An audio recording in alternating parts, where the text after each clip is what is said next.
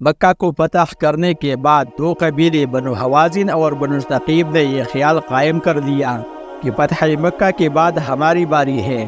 اس لیے ان لوگوں نے یہ طے کر دیا کہ مسلمانوں پر جو اس وقت مکہ میں جمع ہے ایک زبردست حملہ کیا جائے۔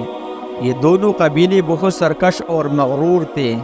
دونوں قبیلوں نے مالک بن عوف کو اپنا سردار بنایا اور جنگ کے لیے طائف چھوڑ کر حنین کی وادی میں جمع ہوئے۔ حنین مکہ اور طائف کے درمیان ایک علاقہ ہے جو پہاڑوں کے درمیان واقع ہے۔ مالک بن عوف نے اپنی ساری فوج حنین کی وادی میں جمع کر دی اور ان سب کو صاف کہہ دیا کہ ساری فوج اپنی عورتوں اور بچوں کو ساتھ لے کر آئیں گے کہ اس کی فوج جنگ چھوڑ کر بھاگ نہ جائے۔ مکہ کو فتح کرنے کے صرف 14 دن بعد حضرت محمد مصطفیٰ صلی اللہ علیہ وسلم 5 شوال سن 8 ہجری کو 12,000 لشکر کے ساتھ حنین کی طرف روانہ ہوئے۔ یہ ساری فوج بدر اور احد کی طرح مضبوط ایمان والے صحابہ کے نہیں تھے، بلکہ اس میں بہت سارے نئے مسلمان بھی تھے جو اس جنگ سے صرف کچھ ہی عرصہ پہلے مسلمان ہوئے۔ 10,000 وہ صحابہ تھے جو رسول اللہ صلی اللہ علیہ وسلم کے ساتھ آئے تھے، جن کے ہاتھوں اللہ نے مکہ کو فتح کیا۔ باقی 2,000 مکہ معظمہ اور گرد و نواح کے تھے، جن میں اکثریت نو مسلموں کے تھے۔ یہ لشکر حنین جاتی ہوئی ایک بیر کا بڑا سا درخت دیکھا جس کو ذاتی انواد کہا جاتا تھا۔ بعض فوجوں نے رسول اللہ صلی اللہ علیہ وسلم سے کہا کہ اب ہمارے لیے ذاتی انواد بنا دیجیے، تو رسول اللہ صلی اللہ علیہ وسلم نے کہا خدا کی قسم جس کے قبضے میں میری جان ہے، تم مجھ سے اسی طرح ڈیمانڈ کرتے ہو جیسے بنی اسرائیل نے حضرت موسیٰ علیہ السلام سے کیے تھے۔ یقیناً تم لوگ بہت جاہل ہو۔ پھر کچھ نئے اور مسلمان کہنے لگے کہ ہماری تعداد بہت زیادہ ہے، ہم 12,000 ہیں، یہ جنگ آرام سے جیت جائیں گے۔ جس پر رسول اللہ صلی اللہ علیہ وسلم کو بہت غصہ آ گیا، کیونکہ یہ نئی مسلمان اللہ سے زیادہ اپنی کثرت پر یقین کرنے لگے۔ مسلمان 10 شوال منگر اور بدھ کی درمیانی رات کو حنین پہنچے۔ اسی رات مالک بن عوف نے اپنے تیرانداز لشکر کو دونوں پہاڑ پر چھپا دیا اور ان کو ہدایت دی گئی کہ جو ہی مسلمانوں کے فوج سامنے آئے ان پر تیروں کی بارش کر دینا۔ جیسے صبح ہوا تو مسلمانوں کی لشکر آگے بڑھے، جس پر دونوں پہاڑ پر چھپے تیراندازوں نے حملہ کر دیا۔ اس اچانک اور زبردست حملے کی وجہ سے مسلمان گھبرا گئے اور مکہ کی طرف بھاگنے لگے۔ یہ دیکھ کر مالک بن عوف کی مین فوج نے میدان میں حملہ کر دیا اور مسلمانوں کی پوری 12,000 فوج میدان چھوڑ کر بھاگنے لگی۔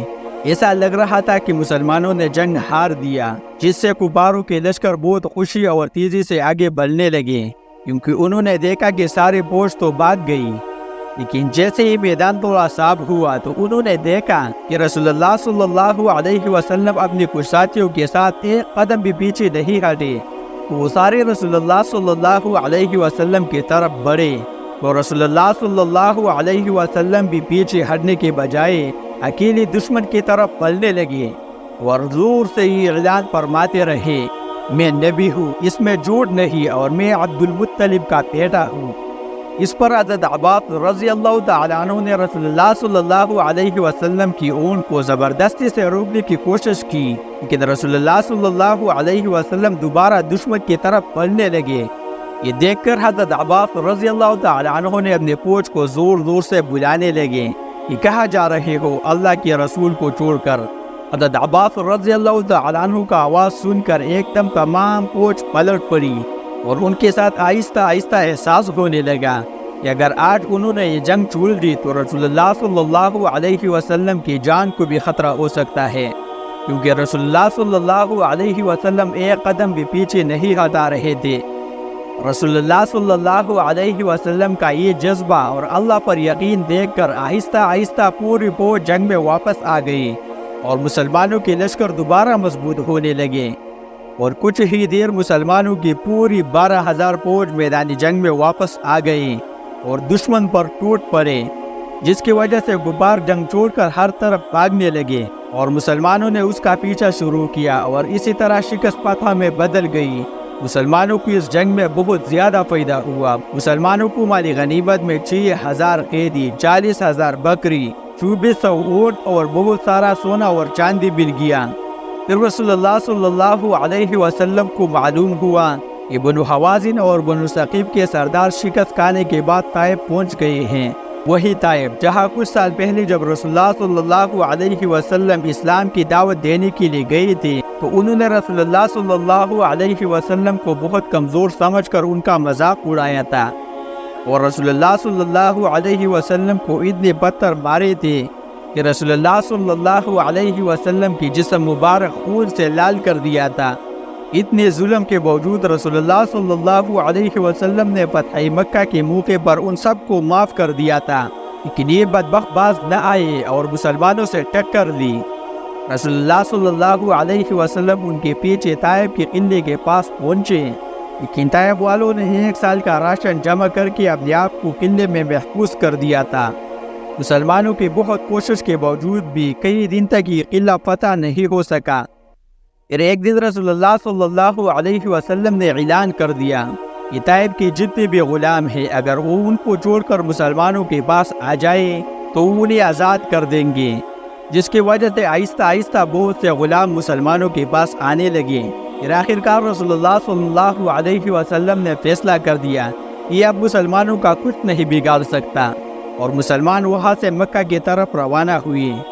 جانے کے دوران کچھ صحابہ نے رسول اللہ صلی اللہ علیہ وسلم سے کہا، یا رسول اللہ صلی اللہ علیہ وسلم آپ طائف والوں کے لیے بد دعا کرو، لیکن پھر بھی رسول اللہ صلی اللہ علیہ وسلم نے طائف والوں کے لیے بد دعا کی بجائے دعا کی اور فرمایا، یا اللہ طائف والوں کو ہدایت دے اور انہیں مسلمان ہونے کی حیثیت سے ہمارے پاس بھیج دے۔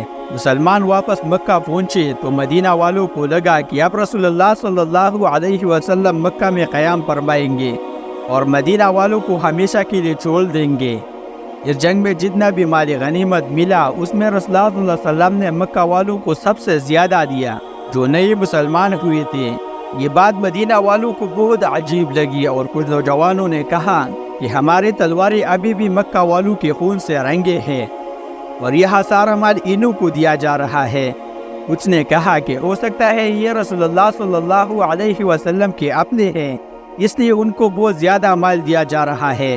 جب رسول اللہ صلی اللہ علیہ وسلم کو ان سب باتوں کا پتہ چلا، انہوں نے مدینہ کے سارے انصاروں کو ایک طرف جمع کیا اور اس سے کہا، کیا تم لوگ گمراہ نہیں تھے اور میری وجہ سے اللہ نے تمہیں سیدھے راستے پر لگا دیا؟ کیا تم لوگ غریب نہیں تھے اور اللہ نے آپ کو بہت سارا مال دیا؟ کیا تم لوگ آپس میں لڑتے نہیں تھے اور میری وجہ سے اللہ نے آپ کو ایک بنا دیا؟ انہوں نے کہا کہ یہ سب بالکل سچ ہے۔ تو رسول اللہ صلی اللہ علیہ وسلم نے انہیں بتایا، یہ ساری باتیں تم مجھ سے کہو کہ جب آپ کے اپنے لوگوں نے آپ کا ساتھ نہیں دیا تو ہم نے آپ کی مدد کی، جب آپ کو پوری عرب میں کوئی پناہ نہیں دے رہا تھا تو ہم نے آپ کو پناہ دیا، اور جب آپ غریب اور کمزور تھے تو ہم نے آپ کا ساتھ دیا۔ پھر رسول اللہ صلی اللہ علیہ وسلم نے انصاروں کو کہا کہ کیا یہ بہتر نہیں ہے کہ لوگ اپنے ساتھ دنیا کا مال اون بکریاں لے جائیں اور تم اپنے ساتھ اللہ کا رسول لے جاؤ؟ جس پر پوری مدینے والے رونے لگے۔